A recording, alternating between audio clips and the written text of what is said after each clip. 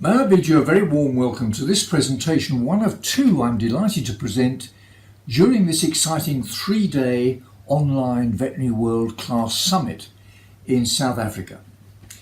My name is John Sheridan. I graduated at the Royal Veterinary College in London way back in 1960, and I've enjoyed a career-long interest in the business of veterinary practice as clinician, as practice owner, as franchisor, management consultant, corporate investor, owner of the Veterinary Business Membership website and presenter of the Veterinary Business Video Show and my regular weekly video blog. I've made lots of good friends visiting, working with and talking to veterinary practice owners around the world, and over the years, one way or another, I've come across many of the challenges facing you and other practice owners and managers in South Africa. I'm pretty sure, however, that there are plenty of other issues which are unique to your country, and it would be foolish to imagine that future developments in the industry in South Africa will exactly match what has happened or what may happen in other parts of the world. Nonetheless, I hope that being aware of some of those developments will be of value for you, for the owners and employees of veterinary practices, for the profession as a whole, and for other potential investors in meeting the challenges you face in South Africa and in taking advantage of the opportunities they present. I first became aware of the significance of corporate investment in veterinary practice in the mid-1980s.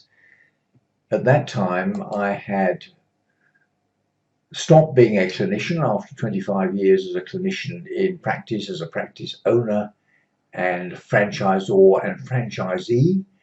I had sold my own practice and my interest in a small group of 8 franchise practices in the UK, and I was becoming increasingly busy delivering a wide range of practice management and advisory and valuation services to the profession, mostly in the UK, but I also had some clients in mainland Europe and 1 or 2 contacts in the United States. And I had got into the habit of visiting the United States on a regular basis because in the early days of my career in practice management, most veterinary business management initiatives originated in the United States. So I used to go over to the other side of the pond and learn what I could learn and come back to the UK and talk about it and preach about it. So I got into the habit of visiting the United States on a regular basis, and I'd taken the opportunity to visit and talk to a number of corporate groups and former practice owners. Some of them had sold their practices to a corporate group and had retired, and some others had sold out to a corporate group but were continuing to work for the practice which they once owned in a clinical or a clinical leadership, or in 1 or 2 cases in a sort of semi-management role. By the early 1990s, the industry in the UK was beginning to change. Our profession has seen enormous changes over the last 50 or 60 years, and at that time there was a healthy market for buying and selling veterinary practices. The traditional route for practice owners was for practice ownership was for young veterinarian to seek to work in a practice where they could gain experience, build up a good working relationship with the owner or owners, and eventually in due course hope that they would be offered a partnership and started to invest in a share of the practice. And at that, by the early 1990s, that was continuing to happen, and there was a healthy marketplace. So we had, on the one hand, practice owners looking for potential partners to invest in the practice to enable them to begin to plan to retire. And on the other hand, there were plenty of young assistant vets or associate vets looking for a long-term role in a practice in which they hope to settle and to have an opportunity to invest in that practice.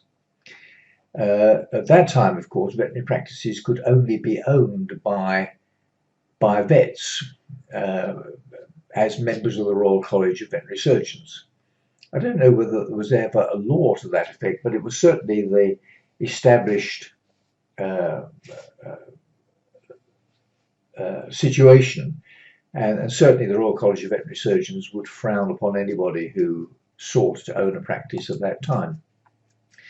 Practices were being valued on the basis of a variety of weird and wonderful formulae. Some of them were multiples of or percentages of practice turnover. Some were based on based on profit and loss profits and on adjustments to that profit. But certainly there were a lot of weird and wonderful formulae.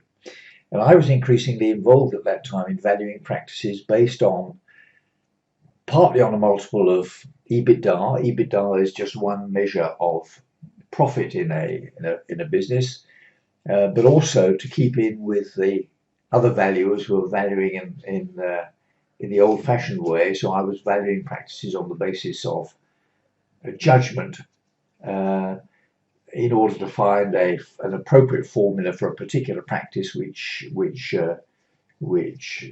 seemed to suit both buyer and seller.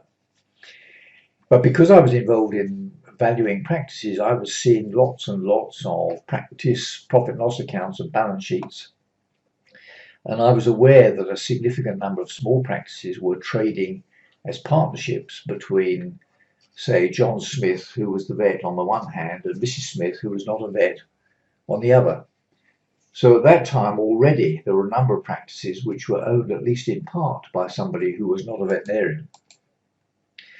And it was clear that sooner or later the Royal College of Veterinary Surgeons would have to accept that the ownership of a business delivering professional services could not and perhaps should not be restricted to vets, but that nothing should interfere with the strict ethical relationship between a vet, veterinary clients, animals under their care, and the Royal College of Veterinary Surgeons as our regulatory body.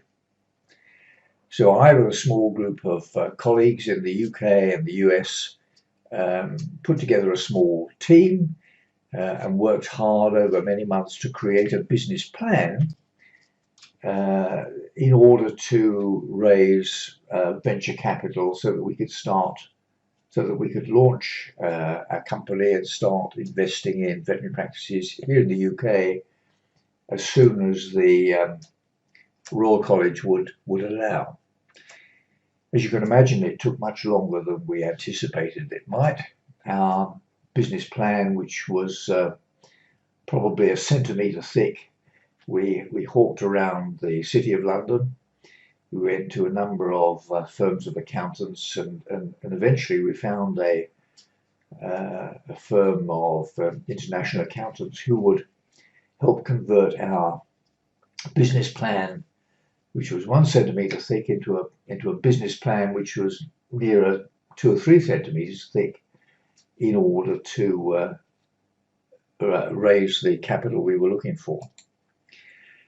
It's a long story, and we spent many months talking and meeting all sorts of people and persuading all sorts of people, but eventually we raised the capital, not as much as we'd originally planned for, but we launched VPI, Veterinary Practice Initiatives Limited, in 1996, and we completed the purchase of the first group of independent practices in the UK, corporately owned independent practices in the UK in 1997.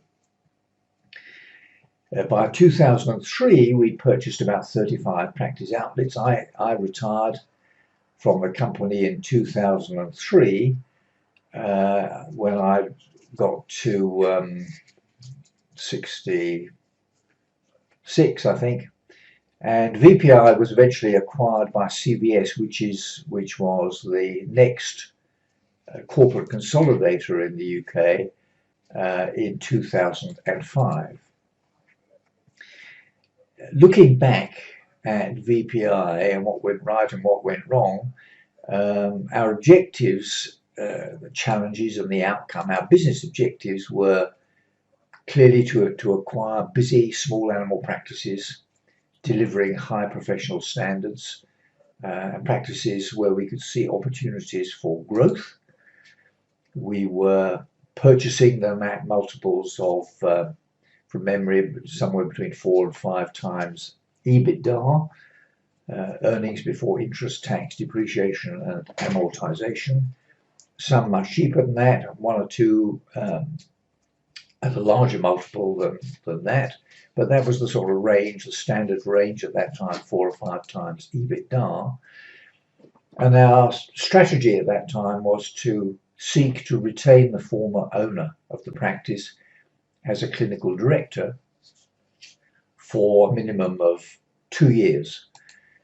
And our objective then was to make better use of our purchasing power, better resource management. We were conscious of the fact that independent practices utilize their capital resources very inefficiently by and large. That's people resources, vets and support staff, and the use too of their other capital resources, the practice property, equipment and facilities.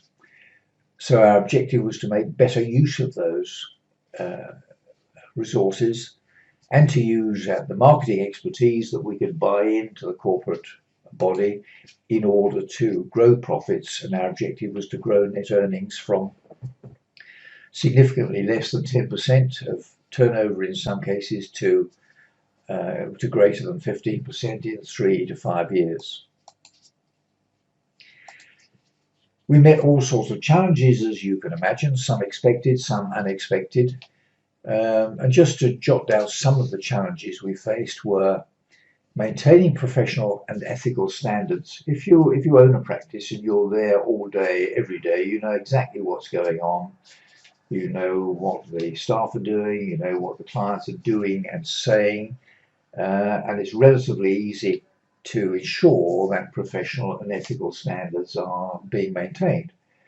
When you own a practice which might be many miles away and it's not possible to attend the practice in person every day, it becomes much more of a management challenge to fulfill those obligations. So one of the challenges was the problems about maintaining professional and ethical standards, the whole issue of management from afar, managing change. Although our objective was to seek to enable the practices to continue to run largely as they had been running before the acquisition by VPI, nonetheless, under new ownership, there inevitably are changes. Nobody likes change, nobody likes changes to their working routine, and managing change can be a challenge for managers, even managers on the spot, let alone managers who are seeking to manage from a distance. We were aware of a sort of growing culture of them and us. When things were going right in the practice, it was clearly the practice that was doing things right. When things went wrong in the practice, it was generally head office which was the problem, and that's natural sort of human nature to be looking for somebody to blame when things didn't work out as well as we had hoped. One of the issues was the importance of motivating and engaging practice team members. That's always a challenge, particularly so when you're managing from afar. One of the issues was that at that time there were quite a significant number of practice management software systems out there in the marketplace, and the practices we purchased, every new practice tended to be utilizing a new practice management software program, and so it's important. We spent a lot of time working out exactly what we were looking for in the ideal PMS software program, and then investing in that program and making the changeover for some practices from the software program they'd be using initially to the new standard we were looking for. And then another important issue that we had to grapple with was stock control, inventory control. You'd go into a new practice and you'd discover that they were using 4 or 5 different antibiotic or antiparasitic ear drops sitting on the shelf.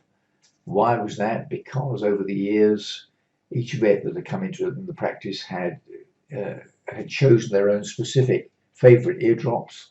And so there were an awful lot of ear drops sitting on the shelf, many of which were out of date. So one of the tasks for management was to involve the veterinarians in the practice to rationalise the range and number of stock items in order to bring them under control.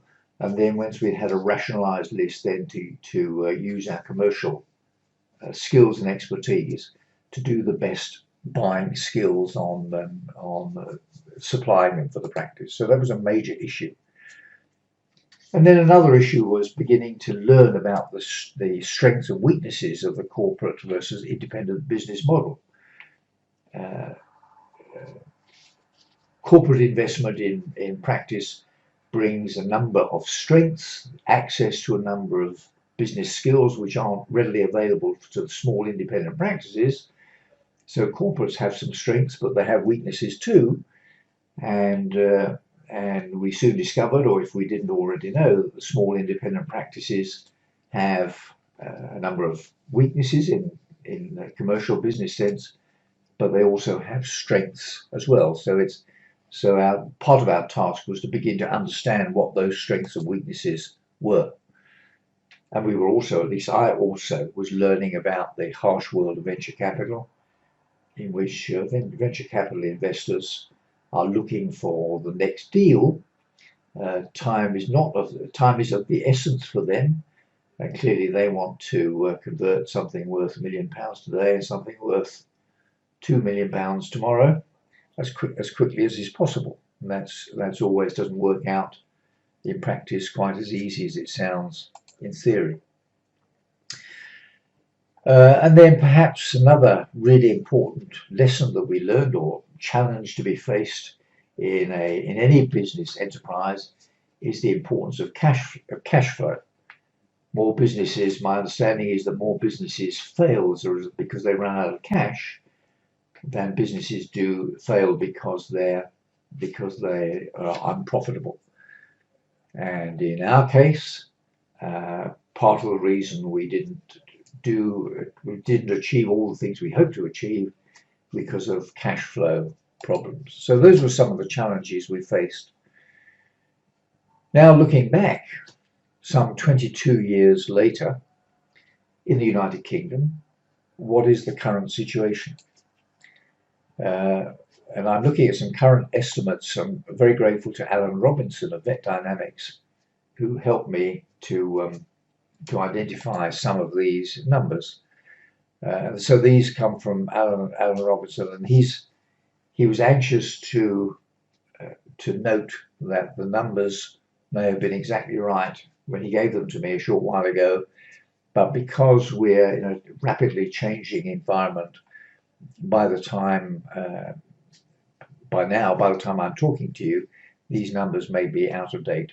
Medivet is a large, rapidly growing group.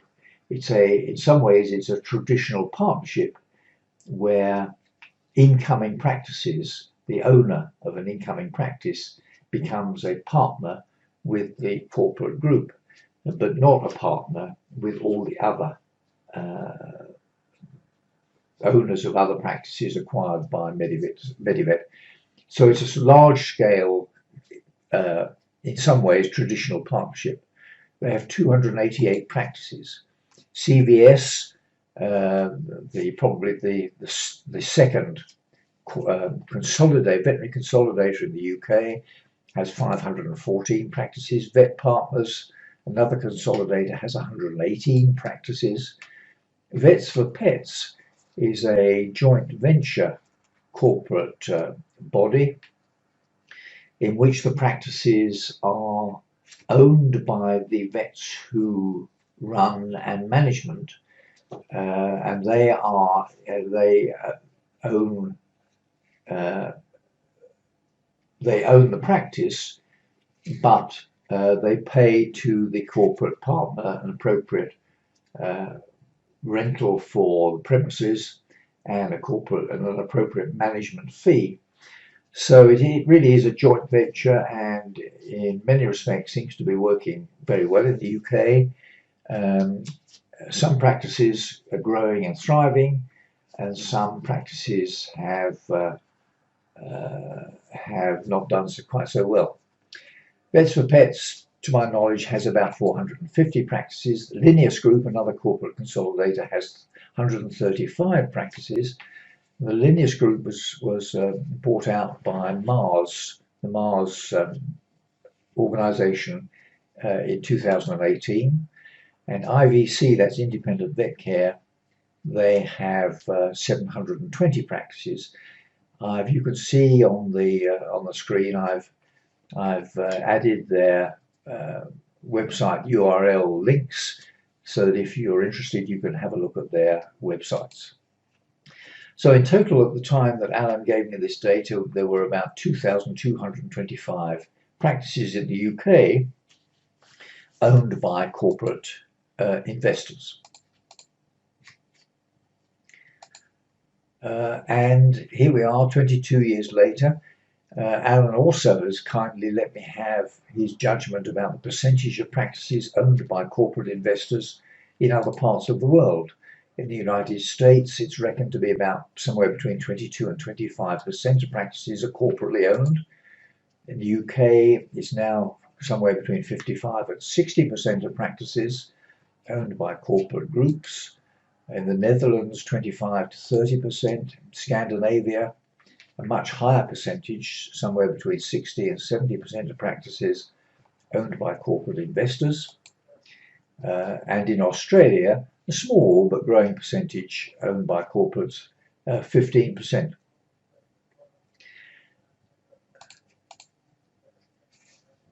Let's talk now about some of the current issues facing practice owners in the United Kingdom, whether they're corporately owned or whether they're independently owned.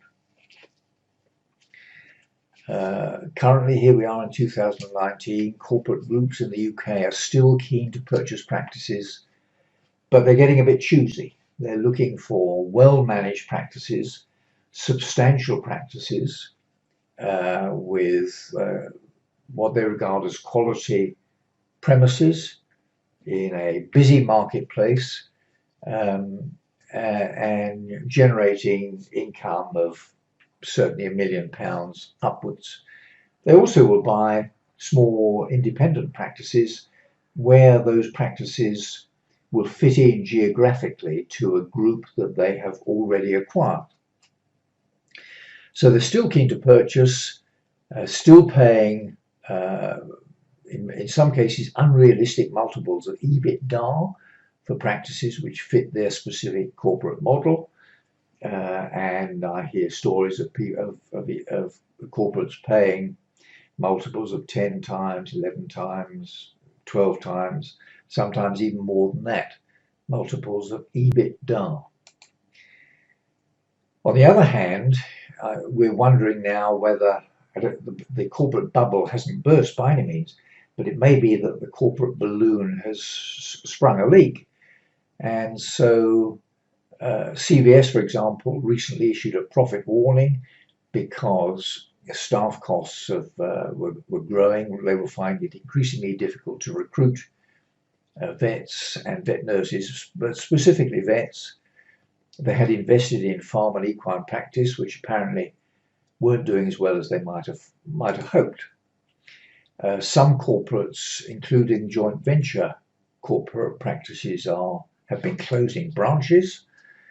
And all practice owners, whether they're corporately owned or independently owned, are having real recruitment difficulties about recruiting keen, enthusiastic, competent, confident young veterinarians. There's a good deal of concern in the UK at the moment that far too many young vets are coming out of college, worked hard for 5 or 6 years to achieve their veterinary degree. in order to go into practice, discover that the attributes of a career in veterinary practice aren't quite what they'd hoped that they might be, and are deciding to leave practice, or in some cases leave the profession very early in their careers. So that's a major issue for the profession, certainly in this part of the world. What other issues are there facing practice owners in the UK? Recent graduates disillusioned with a career in primary care practice. Many practices make very inefficient use of business resources, particularly capital resources and particularly manpower resources.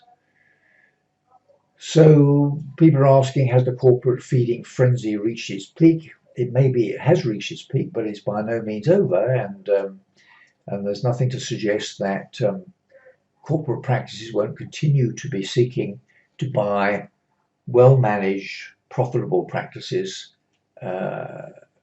with excellent premises, stable staff levels, and growing client database numbers for the foreseeable future. I think the other big change that's likely to is certainly happening within our profession at the moment worldwide is the growth of information technology, development of telemedicine, all sorts of technical ways, innovative ways in which animal owners and vets and veterinary practices can communicate with each other.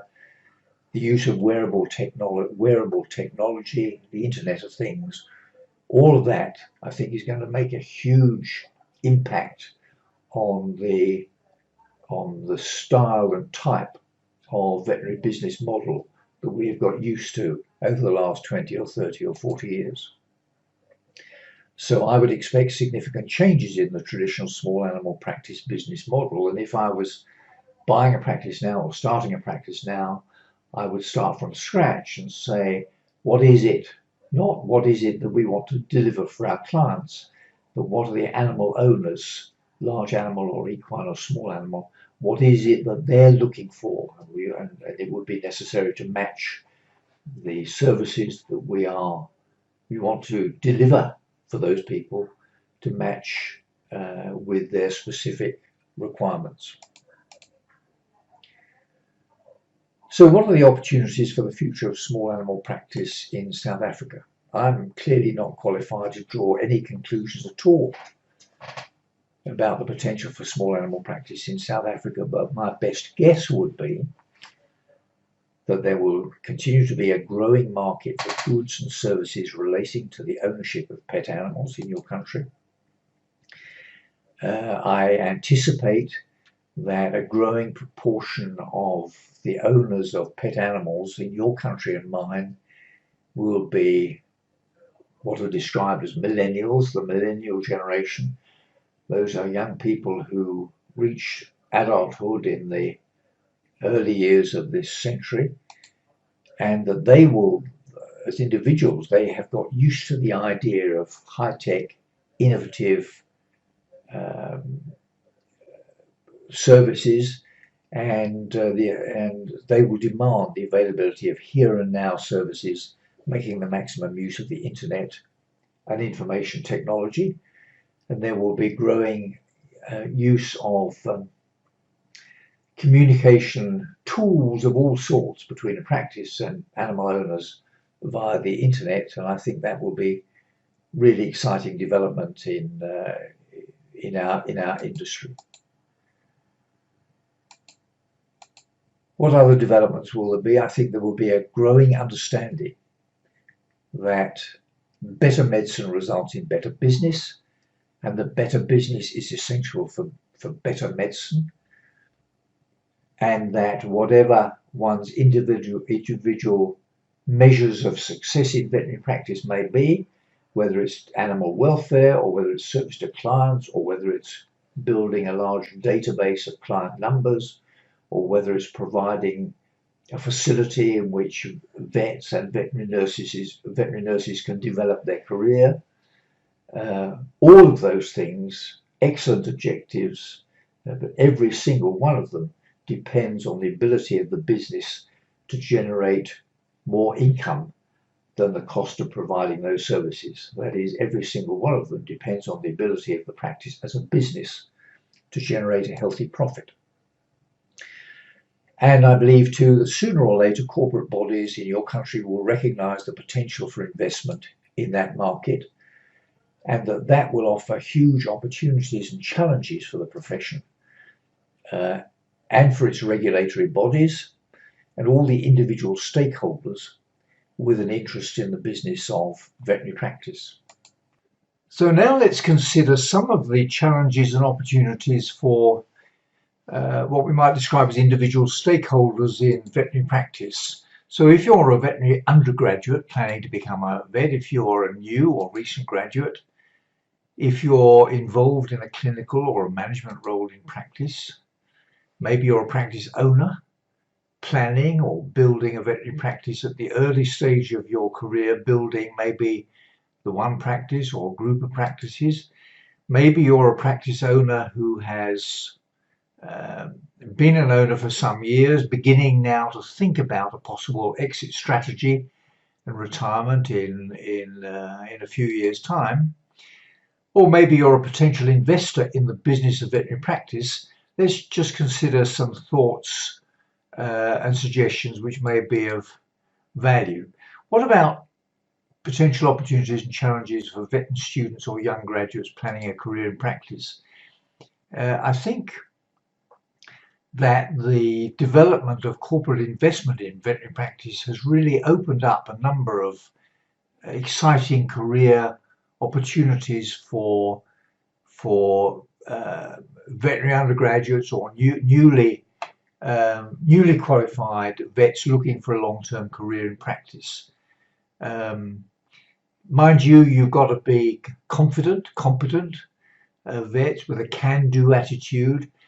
Attitude is all important in my view, and what you have to learn as a young vet if you want to make a success in practice, whether you're employed by a corporate investor or whether you're employed by a single owner or a small group of practices, is that things will only work out well for you if they also work out well for your boss, for the clients you serve, and for your colleagues in the practice. So the opportunities are, as primary care clinicians in a first opinion practice, you might develop an interest in some sort of specialty and seek to gain the necessary qualification to become a consultant, and that applies to in independent or corporate owned practices. You might wish to take on some sort of managerial role. In my experience, corporate investors are always on the lookout for local, regional or national managers. They may be clinical directors with a particular interest in leading a clinical team, or they may be looking for potential managers with a particular interest in business management and leadership skills. So I think one of the huge benefits of corporate investment in veterinary practice is it does open up a wide range of career options and possibilities for young vets. And if, for example, you were working with a corporate group in one town and you wanted to move to another part of South Africa, where that corporate was operating, then there's huge potential too for being able to move about geographically, as well as moving about from the point of view of the particular task that you're involved in. What about opportunities and challenges for practice owners relatively early in their practice ownership career, where you're still planning and building a practice or a small group of practices? There's no doubt that corporate investment in practice could create difficult competitive pressures. Somebody once said that if there's a lot of competition, that's a good sign. It does mean that there are an awful lot of people in your particular marketplace seeking to purchase the goods or the services that you're offering. So in some ways, competition is good. It's a good sign of a healthy market. On the other hand, it does create difficult competitive pressures. If a corporate investor were to open up a practice fairly new to you, fairly close to you, then what you have to do is to be much more careful about defining exactly what business are you in, what specific marketing niche do you fulfill. It's no longer maybe is it appropriate to be all things to all men. You have to begin to think which particular segment of the market are you interested in. It might be a species segment. You might wish to offer cat-only services or dog-only services or exotic pet services.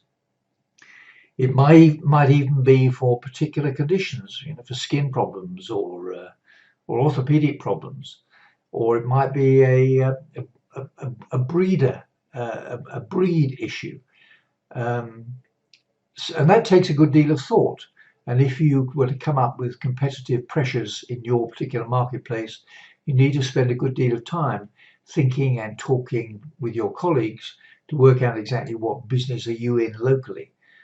And similarly, you'll be competing for a limited pool of animal healthcare professionals. One of the big issues at the moment in North America and in the UK is there are lots of practices keen to expand, keen to develop their services, but they simply cannot find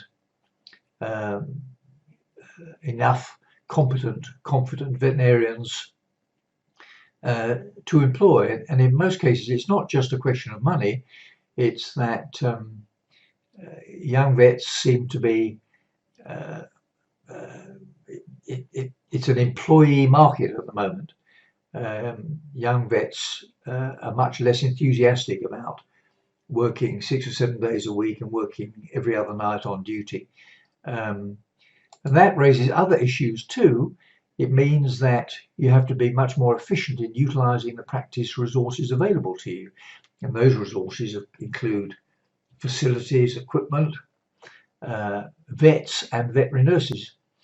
And compared with other professions, if you look closely at, for example, for every 100 hours you employ a vet in a veterinary practice, for how many of those hours are they generating income for you, you'll probably find that the figure is 65, 70, 75, possibly 80%. And that compares with if you were a corporate employer in the accounting profession or the legal profession. I wouldn't mind betting that your employees would be very, very conscious of their work chargeable hours, and the number of hours employed at which they're generating income for their employer is going to be much closer to 100%. We have to learn that lesson in veterinary practice. And I think the other thing is that if vets are going to become more difficult to find and more costly, we have to recognise the contribution of non-vet staff members to the client-patient experience. The client is paying for the whole experience, from walking through the door, being met by the reception team, handed over to a nurse, taken to a consulting room, have a discussion with the vet who examines their animal. The vet might then leave. The follow-up and discussion and arrangements will be made by a nurse who will take the client back to reception. So the client is paying for an experience which may take 20, 25, 30 minutes, but the vet might only be involved in maybe 10 or 15 minutes of that time. And that's an important management issue. And the other thing I think for practice owners will be the need for clear understanding about the contribution to profit made by selling professional services, pharmacy products and retail stock items, what contribution they each make to business profits. every practice is involved in at least two businesses. One is selling professional services and one is selling products, and it's important to understand the contribution to profit each of those make. And again, just a reminder, it's absolute imperative to recognize the importance of understanding which market niche your business occupies in a market which is likely to become much more competitive with corporate investment in practice. Then what about the potential opportunities and challenges for established practice owners beginning to think about possible retirement in 5 or 10 years' time, considering an exit strategy? Well, there's no doubt about it that corporate investment in practice, particularly corporate bodies seeking to buy established, profitable, well-managed practices in the UK, in North America, in Australia, those corporate bodies are paying well over what might be described as realistic multiples of EBITDA. And there are an awful lot of former practice owners in the UK who have done very well financially from selling their practices on to a corporate investor. And if that's part of your plan, then it's absolutely essential to understand your business strengths and weaknesses, to maximize the value of your business, and that will include generating a healthy EBITDA, earnings before interest, tax, depreciation, amortization. And a buyer will be looking out for a profitable practice with steady growth, stable team of professional and support staff members, and a growing client database. So if you're looking to possibly sell out to a corporate investor in 3 or 5 or 10 years' time, then you have to understand your own business maybe much better than you do now to ensure that you're creating a business that will be an attractive purchase for a corporate body. And my strong advice is that you do seek professional advice and an independent business valuation. Even if you have no thought about selling out your practice for some years, I strongly recommend that you seek an independent business valuation now, and then that you use those calculations to monitor trends over the coming years, so that you can ensure that the practice which you own now is generating a healthy return on investment which meets your expectations for practice growth. And another important thing is to consider the impact on your clients and your practice team. If and when you sell your practice to a corporate buyer, you will feel responsible in many ways for your clients. You'll want to make sure that they continue to enjoy standard of service which is at least as good at and preferably better than you are able to offer them now, and that your faithful practice team who have been with you for some years are going to continue to have secure terms of employment when they're taken over by a possible corporate owner. And I'd also consider the pros and cons of continuing to work in your practice as a corporate employee. Most corporate purchasers, one of the advantages for them of continuing to employ the previous practice owner in the practice for a year or two is that it provides stability. It means that changes within the practice can be smoothed over, that the existing practice owner understands the staff, understands the clients, and that's fine from their point of view. From your point of view, if you're a practice owner and you've been in total control for the last 5 or 10 or 20 years or more sometimes, then it's not so easy suddenly to become an employee working in the practice in which you've been the boss for some years. So that's something that you certainly need to continue. I'm proud to be a member of this great profession of ours, and I've had a career-long interest in the business of practice. The challenges we face and the professional and business opportunities open to us are very similar all around the developed world from my experience point of view. If I was a young man starting out again at the beginning of my career, would I still choose to be a vet with an eye on the business? You bet I would. Whatever your role or interest in the business of veterinary practice, I wish you every possible success. Be sure to let me know if I can be of any help at any time. Just click the Ask John tab on my website. Here's the link. I look forward very much to hearing from you.